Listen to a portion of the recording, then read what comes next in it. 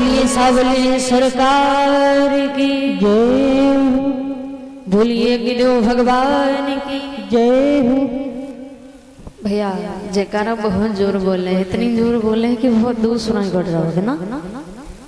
अरे इतनी जोर बोलो कि हमें तो सुनाई पड़े कि आप जयकारा बोल रहे हो। जयकारा बोलने में कंजूसी ना करें। बोलिए भक्तवत्सल भगवान की जय हो, सच्चे दरबार की जय हो।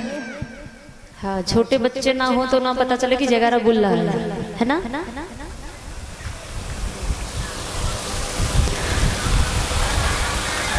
बोलिए भक्तवत्सल भगवान की जय हो। आज आनंद घाट पर गंगा जी के किनारे महाराज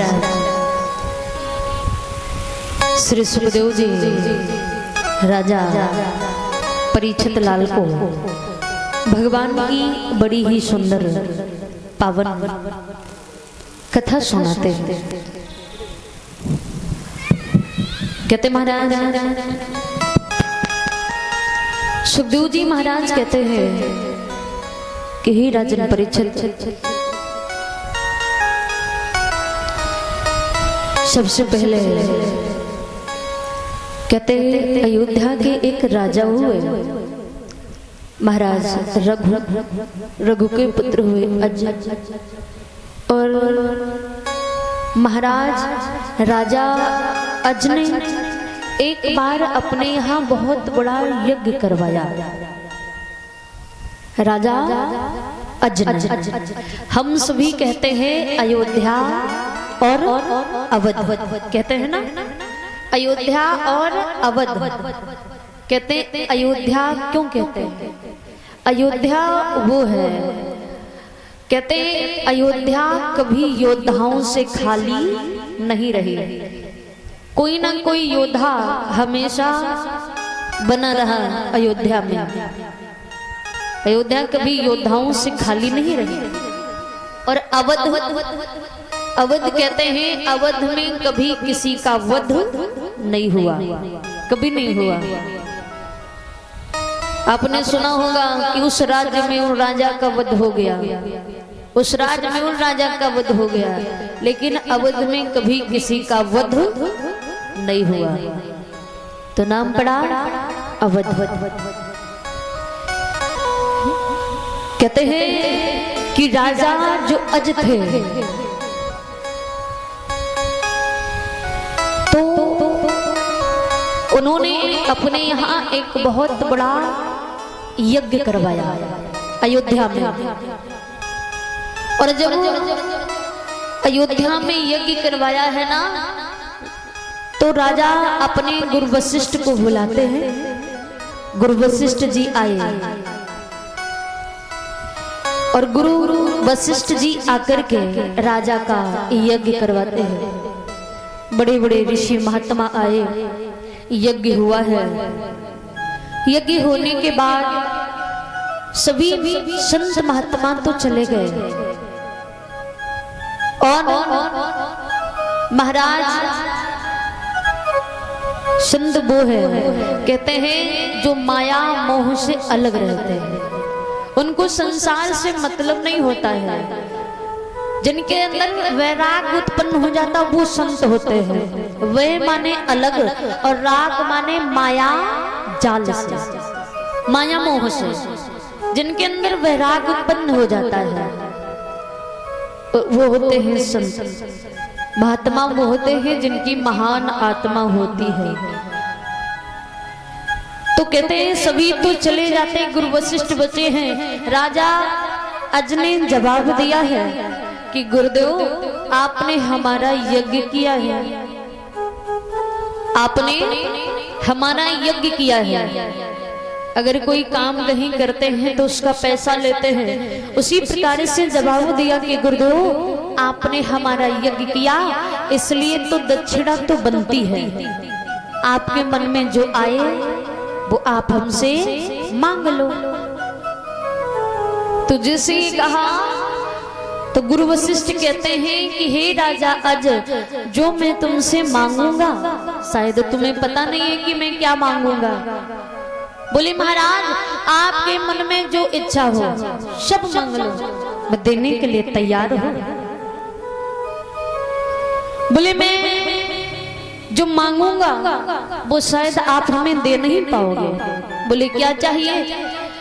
तो गुरु वशिष्ठ राजा आज से कहते हैं कि महाराज हे राजन, आपने अपने जीवन में जो मेहनत से कमाया हो, मेहनत की कमाई हमें दे दो, हमें मेहनत की कमाई चाहिए। और राजा महाराजाओं के पास में मेहनत का कमाया हुआ कुछ नहीं होता है। हाथ जोड़ लिए प्रभु, हमारे पास में मेहनत का कमाया हुआ कुछ नहीं है। अगर मेहनत की कमाई चाहिए ना तो रुकना पड़ेगा। बोले मैं रुकने के लिए तैयार हूं, लेकिन हमें मेहनत की कमाई ही चाहिए। तो बोले ठीक है। वशिष्ठ महाराज रुक गए। अब राजा अज जो थे वो रात्रि के समय साधारण वस्त्र पहनकर चल पड़े। साधारण वस्त्र पहन लिए कि हमें कोई पहचान ना पाए कि मैं अयोध्या का राजा हूं। जंगल में आए, सूखे पेड़ से एक गट्ठर लकड़ियां तोड़ ली और लकड़ियां तोड़कर महाराज बेचने के लिए बैठ गए। सुबह के 4 बजे थे, तो अंधेरे में कोई पहचान नहीं पा रहा है। तो उसी समय एक व्यक्ति आया राजा के पास में, उसने नहीं पहचाना ये हमारे राजन हैं। हाथ जोड़ लिए, भैया इन लकड़ियों का भाव क्या है, ये लकड़ियां आप कैसे दे रहे हो? तो राजा ने जवाब दिया कि भैया तुमने जो अपने जीवन में मेहनत से कमाया हो वो हमें दे दो, लकड़ियां ले जाओ। उस व्यक्ति ने अपने जेब में हाथ डाला, एक का सिक्का निकाला, 1 रुपया। एक का सिक्का निकालकर राजा के सामने रख दिया। बोले क्या इससे काम चल जाएगा? बोले बिल्कुल। उस व्यक्ति ने राजा को एक का सिक्का दिया और लकड़ियां लेकर चला गया। राजा एक का सिक्का लेकर वशिष्ठ महाराज के पास में आए, हाथ जोड़ लिए, प्रभु हमसे बड़ा अभागा इस संसार में नहीं होगा। क्यों? बोले मैं मेहनत की कमाई लेने के लिए गया, मेहनत करके कुछ कमाने के लिए गया, लेकिन मैं इतना अभागा हूं कि मैंने मेहनत से केवल 1 का सिक्का कमा पाया है। बोले कोई बात नहीं, मेहनत तो की, वो 1 का सिक्का दे दिया। अब गुरु वशिष्ठ जी बड़े प्रसन्न हैं। गुरु वशिष्ठ जी 1 का सिक्का लेकर अपने राज्य की तरफ चल पड़े। और जब अपने आश्रम की तरफ चले हैं तो कहते महाराज वशिष्ठ जी की पत्नी का नाम था अरुंधति। मैया अरुंधति इंतजार कर रही है कि हमारे पति जो है राजा के यहाँ यज्ञ करने के लिए गए थे। यज्ञ बहुत बड़ा था, इसलिए हमें लगता है कि दक्षिणा भी बहुत बड़ी राजा ने दी हो, इसलिए मेरे महाराज को आने में देरी हो गई। तब तक वशिष्ठ महाराज आ गए। मैया दौड़कर प्रेम से बिठाती है, जल लाई, महाराज को जल दिया है। राजा ने आज वशिष्ठ महाराज ने जलपान किया है। अब मैया कह रही है महाराज आप यज्ञ करने के लिए गए थे राजा का? बोले हाँ। बोले उन राजा ने दक्षिणा दी है? बोले हाँ। मैया कहती महाराज यज्ञ बहुत बड़ा था? बोले हाँ। तो दक्षिणा भी बहुत बड़ी होगी? बोले बहुत बड़ी है। मैया कहती है कि हमें दक्षिणा दिखाओ, दिया क्या है? वशिष्ठ महाराज ने 1 का सिक्का निकाला, अपनी पत्नी अरुंधति के हाथ पे रख दिया। बोले ये दिया है। मैया कहती महाराज मजाक मत करो, सही बताओ कि उस राजा ने आपको दिया क्या है? बोले हम मजाक नहीं कर रहे, उन राजा ने हमें दक्षिणा 1 का सिक्का ही दिया है, यज्ञ करवाई। तो मैया अरुंधति को क्रोध आ गया, गुस्सा। मैया कहती है महाराज, अरे भला उस राजा को शर्म ना आई एक का सिक्का देते हुए, और दूसरे आपको शर्म नहीं आई एक का सिक्का लेते हुए? इतना बड़ा यज्ञ किया, एक का सिक्का दिया है। मैया ने गुस्से में उस सिक्का को बहुत दूर फेंक दिया। अब भगवान की ऐसी कृपा हुई कि जहां पर वो एक का सिक्का गिरा ना, वहां पर एक पौधा उग गया। पौधा धीरे धीरे बड़ा होता है, पेड़ बन गया, और भगवान की कृपा से उस पेड़ में कहते सोने के मुकुट लगना आरंभ हो गए। जब सोने के मुकुट लगना आरंभ हो गए हैं, राजा अज एक बार वहीं से शिकार खेलने के लिए जब वहीं से निकले हैं तो देखा है कि इसमें तो सोने के मुकुट लगे हैं। राजा बड़े प्रसन्न हैं, सेवकों को बुलाया, मुकुट तुड़वाकर राज्य के खजाने में डलवा दिए। अब विचार कर रहे हैं कि अगर इस पेड़ पे सोने के मुकुट लगे हैं तो इस पेड़ को कटवाऊंगा, जमीन के अंदर पता नहीं कितना सोना होगा।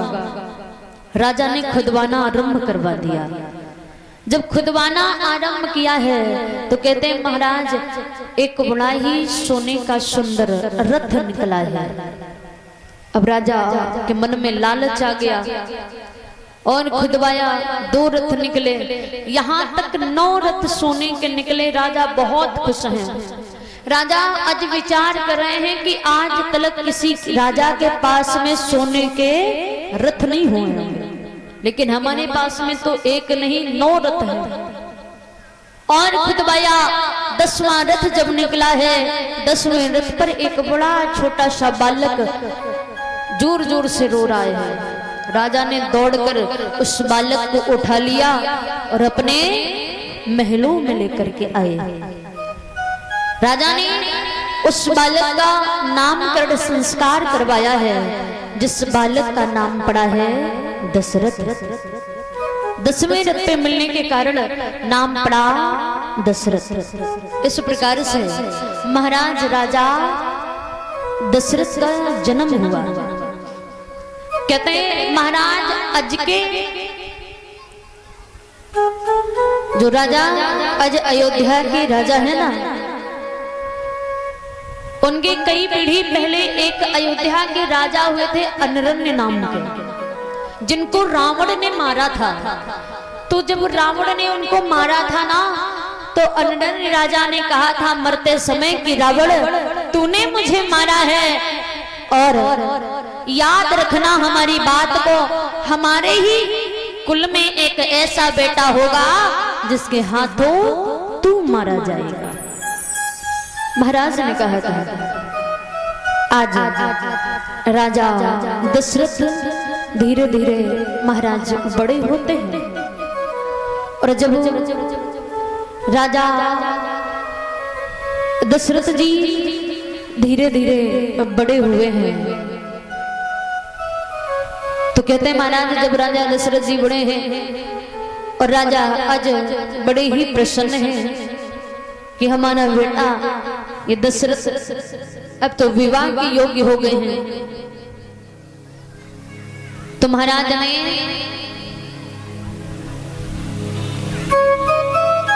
कहते हैं राजा जो कौशल देश के राजा थे महाराज, जिनकी पुत्री का नाम था कौशल्या, जिनके साथ में करवाया भानुमंत की पुत्री थी महाराज सुमित्रा, जिनका विवाह दशरथ जी के साथ में हुआ। और कहते हैं कि वैसे तो राजा दशरथ जी के 760 रानियां बताई गई, लेकिन नाम केवल 3 ही रानियों का आता है।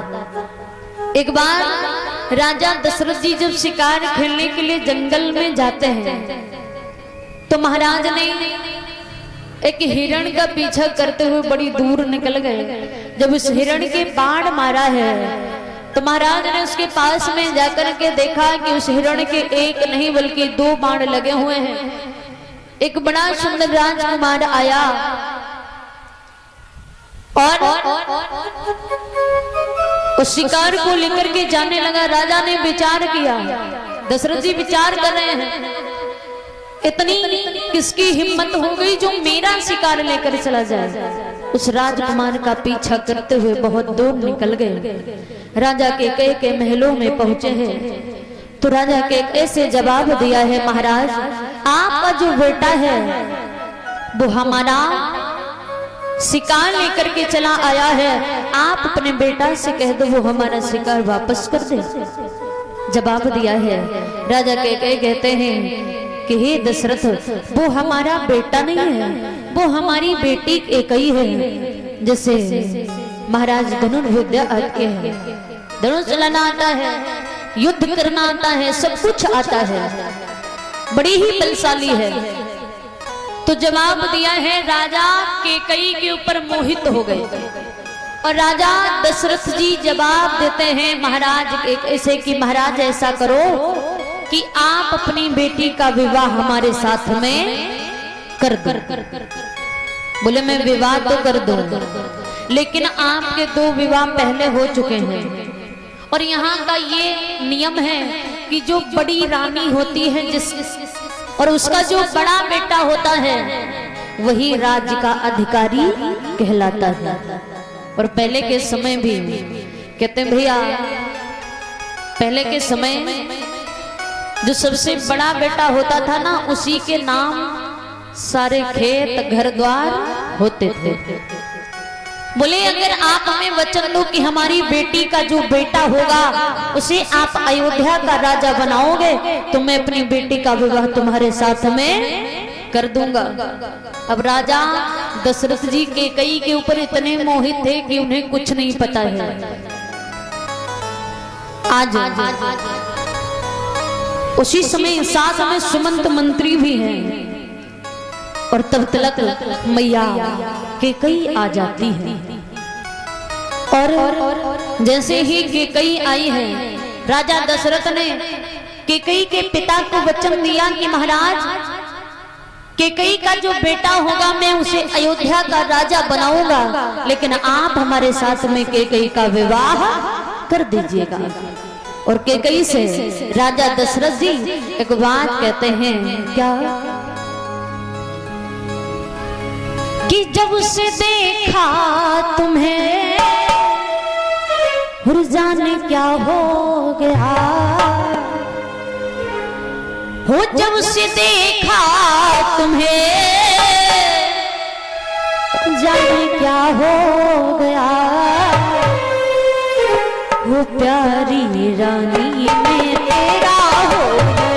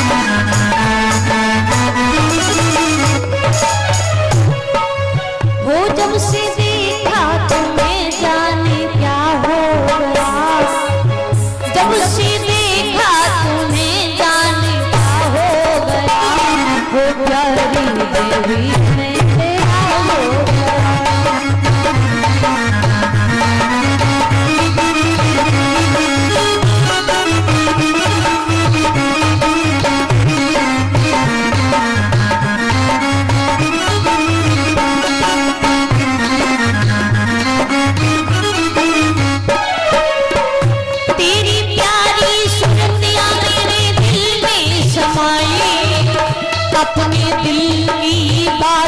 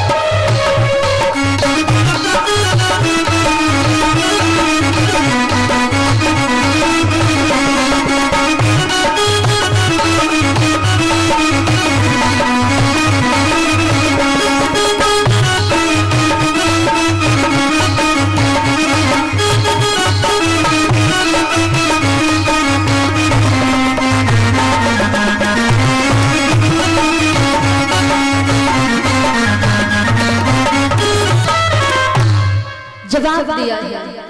अब राजा दशरथ जी जब मैया कैकेयी से कहते हैं, कैकेयी के पिता को वचन दे दिया कि महाराज मैं आपको वचन देता हूं, जो कैकेयी का बेटा होगा ना मैं उसे ही अयोध्या का राजा बनाऊंगा। तो जैसे ये कहा, आज उसी समय महाराज बड़े प्रसन्न होते हैं, विवाह की तैयारियां करते हैं। और जब विवाह की तैयारियां होती है, राजा अपने महलों में लौट कर आए, और जब अपने महलों को लौट कर आते हैं, विवाह की तैयारियां होती है, राजा दशरथ जी को दूल्हा बनाया गया। दूल्हा बने हैं, बारात तैयार की है, और बारात लेकर के जब महाराज कैकेयी के महलों को पहुंचे हैं, राज में पहुंचे, उसी समय आज राजा ने बड़ा ही मान सम्मान किया है। और जब राजा ने बड़ा मान सम्मान किया है सभी का, सभी को भोजन कराया है। भोजन कराने के बाद मैया की भावरे पड़ती, कन्यादान हुआ, और जब विदाई का समय आता है,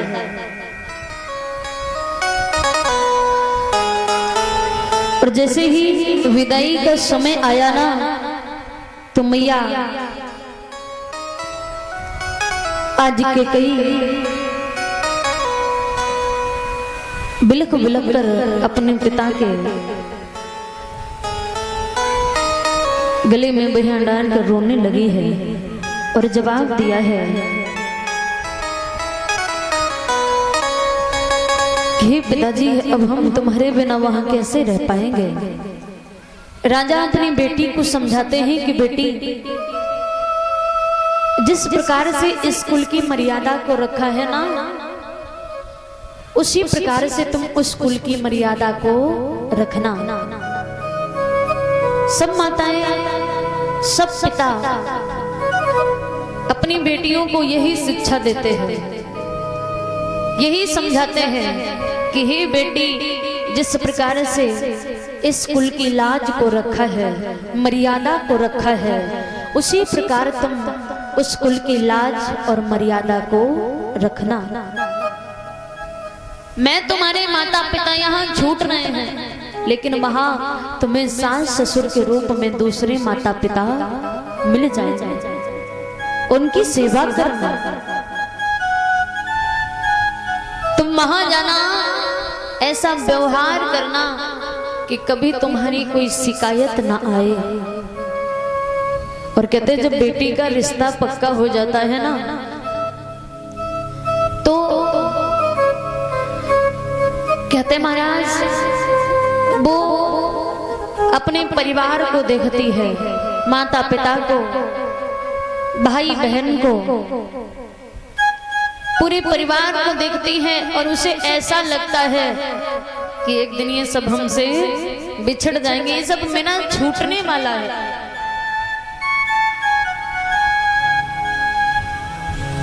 तो महाराज वो विचार करती है, कहता है बेटी, जब तक अपने